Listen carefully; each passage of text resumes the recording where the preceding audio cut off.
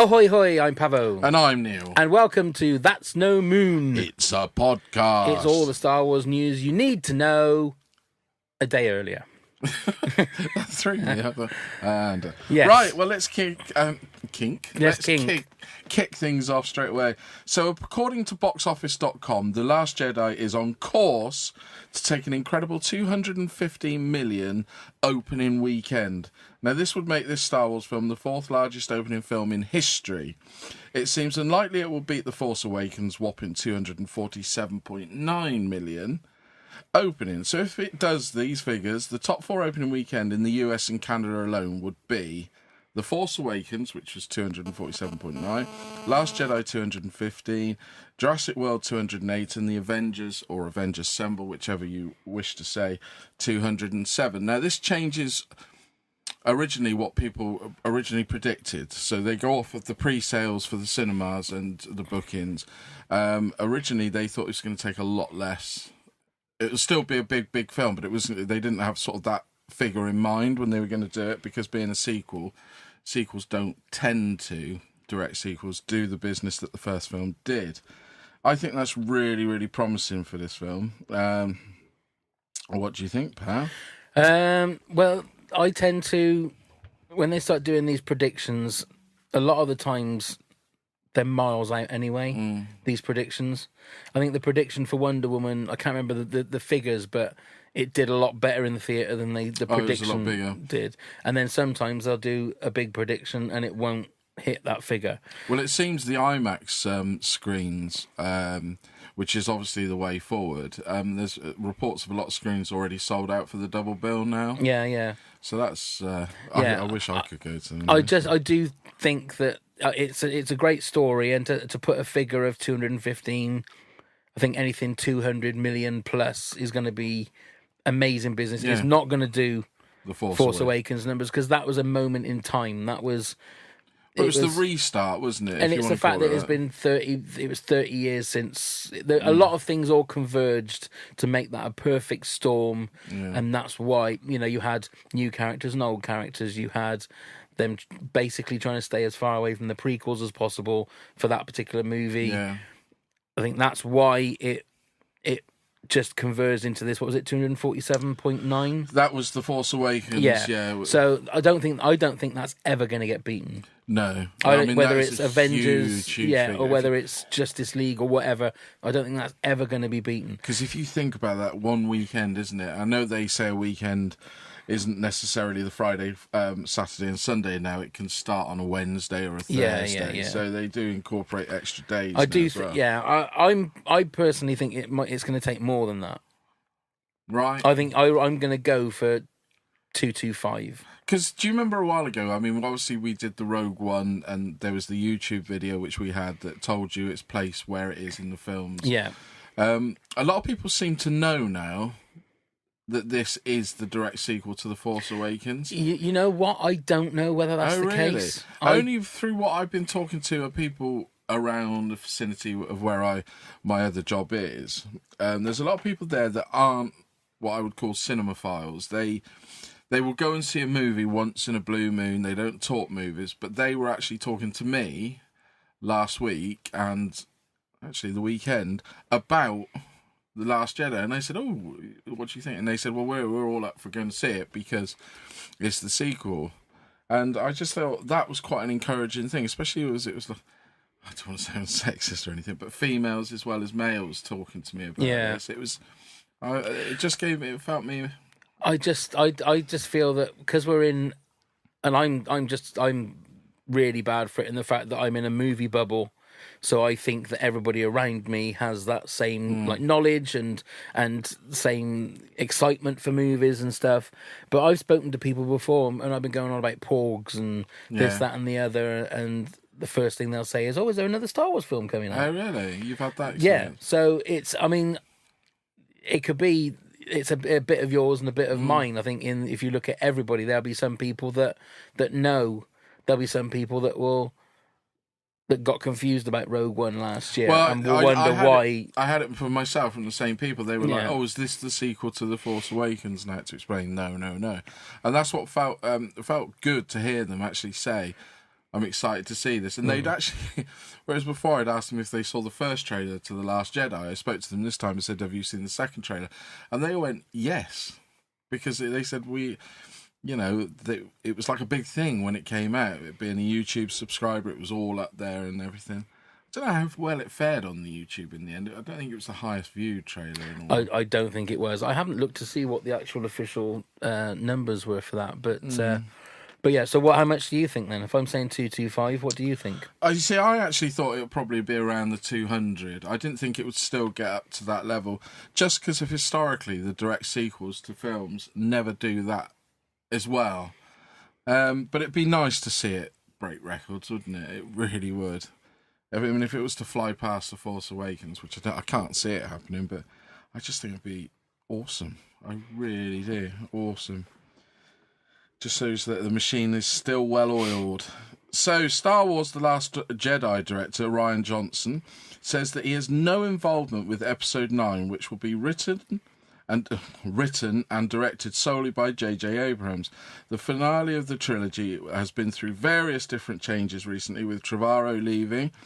Johnson seemed to be a fan favourite to replace him. But now with Abrams on board, and with an interview with THR, The Last Jedi director was briefly asked about Star Wars 9 and any discussions he may have had. And he had this to say: J.J. Abrams is doing the third movie. I'm not involved in it. They'll be writing their own story, but continuing on with what I did. And that's all he said. So I thought the idea was that they'd film some, like they did before, or they were going to. No, I think that was just for the Last Jedi, wasn't it? Yeah, I don't know. I thought I'd read that somewhere, that there was going to be some involvement with filming again between one and the other when Trevorrow was on it.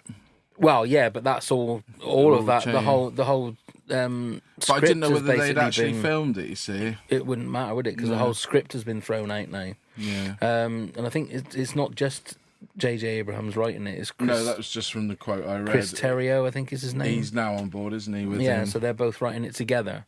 I wouldn't expect him to. I mean, if he's not. I mean, I think by the sounds of it, it sounds like he's having a break. Otherwise, he would have done Episode 9. Yeah, I think he would have gone straight into it and done it. If it had been like the original trilogy and the prequel trilogy, where there's a three-year gap in between, he may well have done Episode 9.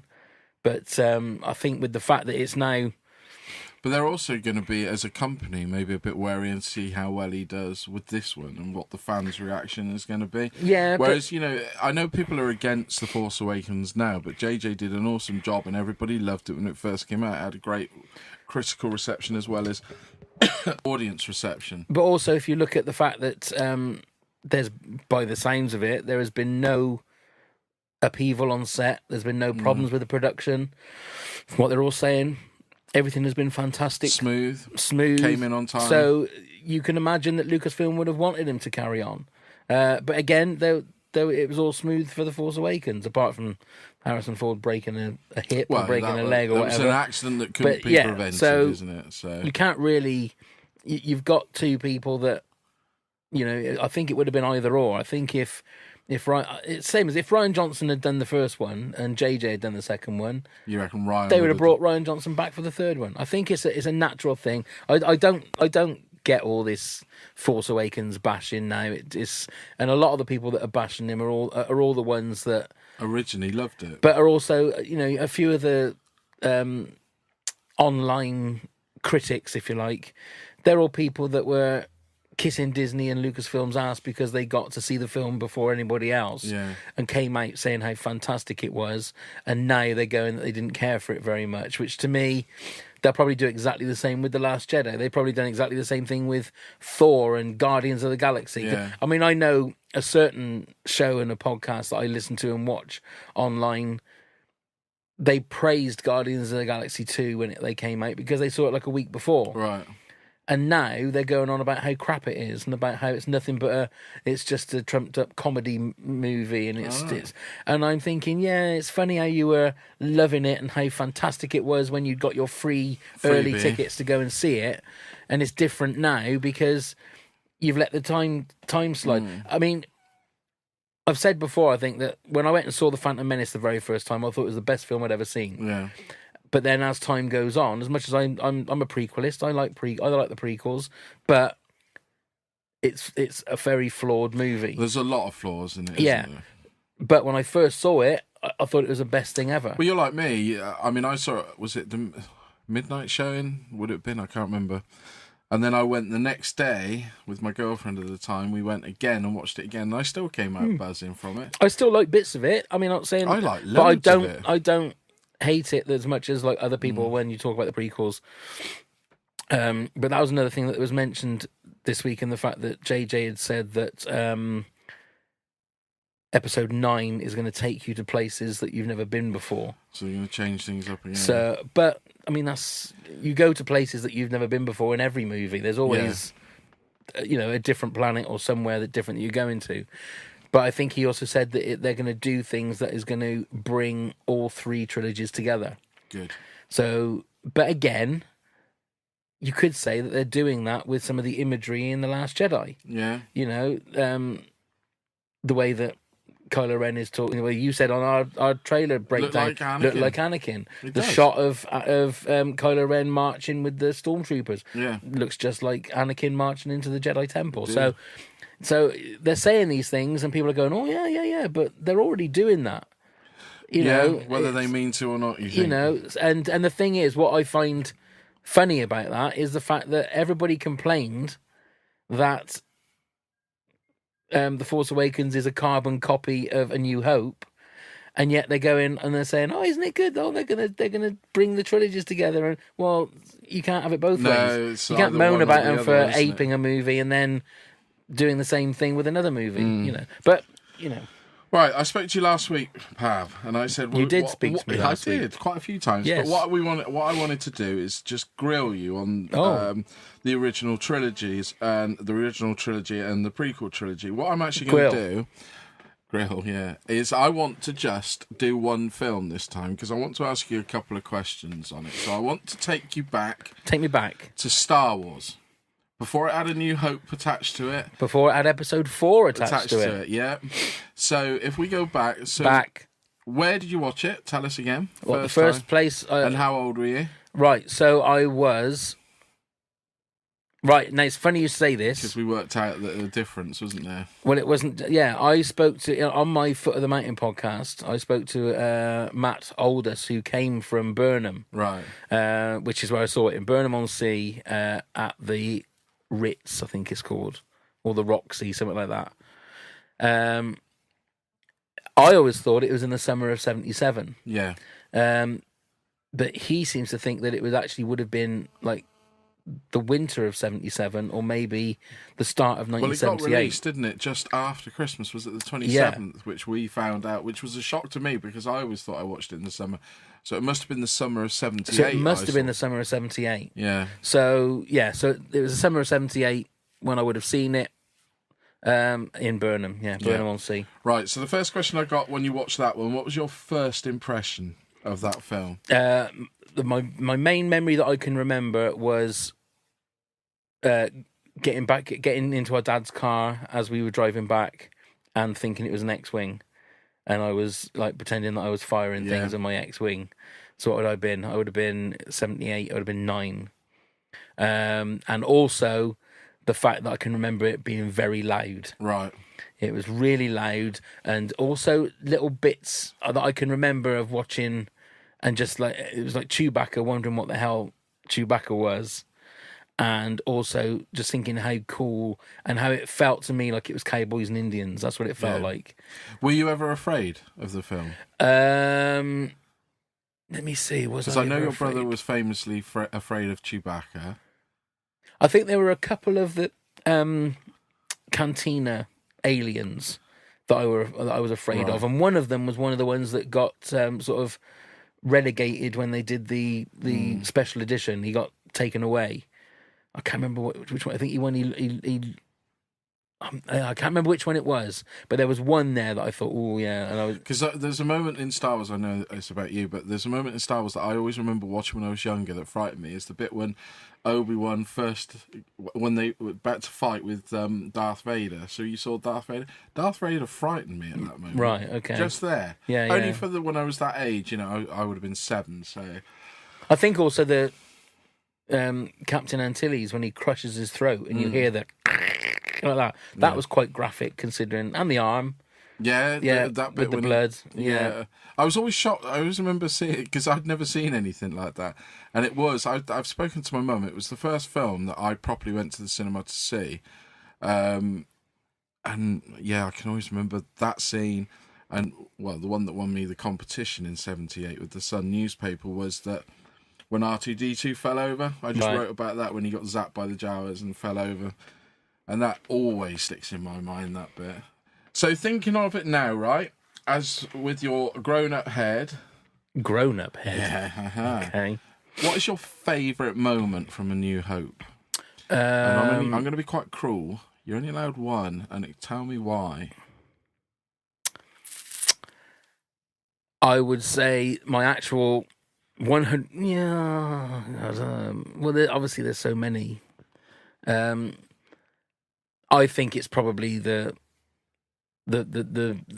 climax at the end, and when Han Solo comes flying in with the Millennium Falcon and woohoo, kid, you're all clear. Let's blow this thing and go home. Right. I think that's my favourite moment, because say what you like about George Lucas as a director or as a writer or whatever, but the way that final trench run is edited with the music, even now you still get that sort of you get tense. Well, it was huge tension. Yeah, yeah. So I think the whole movie that's probably my favourite.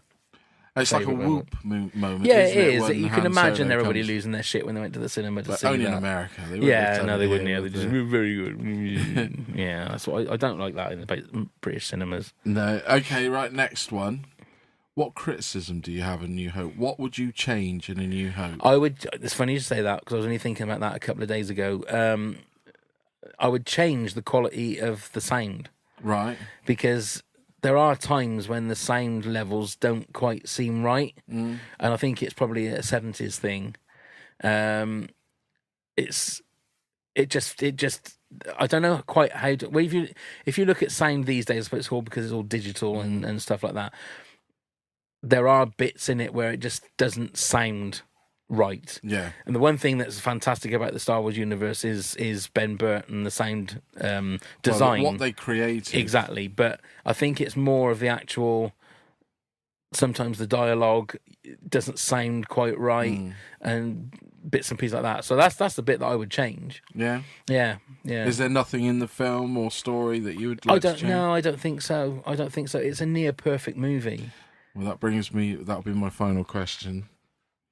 I'll ask you it now. So where does that rank in all of your Star Wars movies? Just want a position. Number one. It is my first, yeah. Yeah. Yeah. Okay. Now, roughly, this was going to be my next question. How many times do you think you've watched it now? What, this year? Or... No. In all time. I would honestly... you be over the hundreds? Oh, without a doubt. Yeah. Without a doubt. It has to be.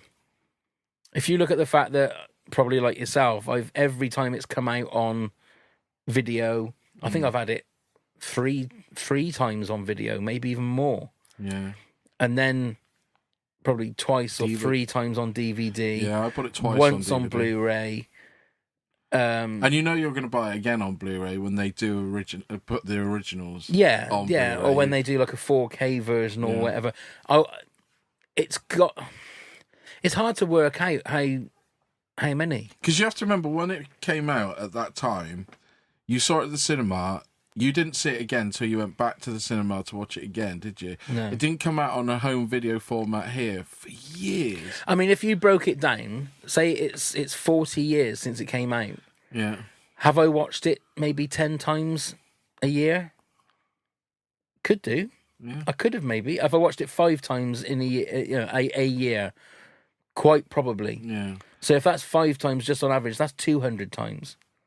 Yeah. So I would say conservatively, it's got to be 200 plus. Yeah. So how many times have you watched it this year, though? I would say at least 5 times. Yeah. Because the thing is, with it being on on Sky. I don't think it's actually on Sky now. When it was on, when the Star Wars channels were on there, Yeah, which have come back again. I would be watching it all the time. I mean, not necessarily complete, Yeah. but wherever it was, whichever movie it was, I tend to just watch carry a good on. chunk of it. So it's, I mean, I would love to know. I wish there was, somebody keeping a tally so that they could tell you exactly how many times you've watched it, because I would love to know exactly how many times I've watched it. I'm gonna go between 150 and 200 times conservatively. Like you said, 40 years. But it's 40 years. I think you'd even beat that, because when I was in I don't know whether you were like me, but when you were in sort of like your young teens, maybe transition to secondary school, and you had a day off sick, you had it on video. Yeah. That was all you had to watch. Yeah. So you'd watch it, stop it. You could watch that 5 times in a day. Yeah. When you were ill. And I can remember the first time that I worked out and had the leads to be able to plug my DVD player into my stereo system. So it wasn't a surround system, but it was just stereo, so it had the bass. First thing I did was put Star Wars on. And then when I had my surround sound for the first time, first thing I put on was Star Wars. Okay, so I'm going to ask you, spinning on from that. So obviously you watched it we're thinking 78. What was the first bit of memorabilia you got from that? What was the first toy or merchandise you bought? I think the first thing that I ever got... just trying to think now. I know that we had the original lightsabers. Right. Which was just... it had a red handle with a black sort of hand guard, like a round thing that used to slide on and off. Never made a sound. It just had a plastic pipe, and then with the bulb inside that you turned on and then would light up. And like if you smacked it a couple of times together with another one, it would basically just bend. Yeah. But it was, I think it was an official lightsaber. It wasn't in any shape, not like the ones you get now, which are shaped like the actual lightsabers. And then also the Star Wars game, which was the Escape to the Death Star game. Oh, I don't remember. Escape from the Death Star game. I might have been a bit too young for that. One of the coolest things when I left Honda, one of the guys there gave me that game as a leaving present. He said he had it in his loft and he just gave it to me. And oh my God, it brought back some memories. It's only like a counter game. Yeah, have you played it? I haven't. I've just left it in the box because it's got the instructions there and everything. I didn't want to sort of really mess about with it because all the bits are in there and everything. I thought, oh my God, this could be my pension fund. But yeah, I think that's one of the, and then obviously getting the figures when they were like 49p each or 99p each and stuff. Trents or whatever. Oh my God, yeah. On the corner. Zodiac. Remember that one? I do. The first thing we did, myself and my brother, where we came out of the cinema. We were at Newquay, so we were on holiday. We came out and we went. There was one of those T-shirt printing places, right? So me and my brother were both allowed to have a T-shirt of our choice. We both picked Star Wars because we just watched it because he had them, and in front of us, you won't be able to see it. Is that picture there on the original poster picture? Is the one that I had? Was it on my T-shirt? And I was looking back with my mum. We were sorting out some really old photographs, and we found a picture of me and my brother. Bizarrely, I'm wearing the T-shirt, but holding up a toy pirate. But it is what it is. But I thought, oh, that's so cool. And all those memories come flooding back. And yeah. Right, we will carry on. I will grill Pav some more on the next issues, episodes. I'm going to find out about each of the movies, so be prepared. What do you think of the Star Wars movies? What do you think of the box office takings? Well, I hope you like them if you're listening to this. Yeah. I mean, in order. So, I mean, what do you think of the box office takings? Do you think it's going to beat Force Awakens? Do you think it's not? Do you think it'll be a flop? Can't see that happening, but do please comment below. And when you do leave a comment, do remember to press the like button. Indeed. Put your prediction down in the comments. That'd be good. Then we can have a look when it comes out and see who wins. That'll be fun. It'll be fun to have a competition with it. And obviously, this is also available as a podcast on Apple Podcasts. So please come and rate, subscribe, and review, which would be lovely if you could do that. That's it, isn't it? That is it. Is that it? There you go then. And everything that we do, you'll find on our website, pancast.co.uk. We've got some fantastic merch now. Wonderful merch. You should come and choose your side. Get yourself an I Love Pavo or an I Love Neil t-shirt, mug, shower curtain, book. I know I've got my I Love Pavo book and pillow. I'm going to get some I Love Neil pants. Yeah, that'll do. My big With face. your face. Your wife. When you put them on. But I mean, if you want a really sexy night, you can get yourself a Pancast duvet with our big faces on it. Oh, and that'd stuff, be amazing. with pillows and everything. Can you imagine that? Yeah. Oh my goodness. Anyway, you can you can see all of that on our website, is pancast.co.uk. So that's it. Yes, so thanks That's very episode much, Pav. 52 done. I know, not long to go now either. Not long, 8 weeks, I think. 8 weeks to go to The Last Jedi. Yeah, absolutely. Cannot wait. So thank you very much. And that's it from me. And that's it from him. And we're doing the end. we're doing the end. So may the force be with you always.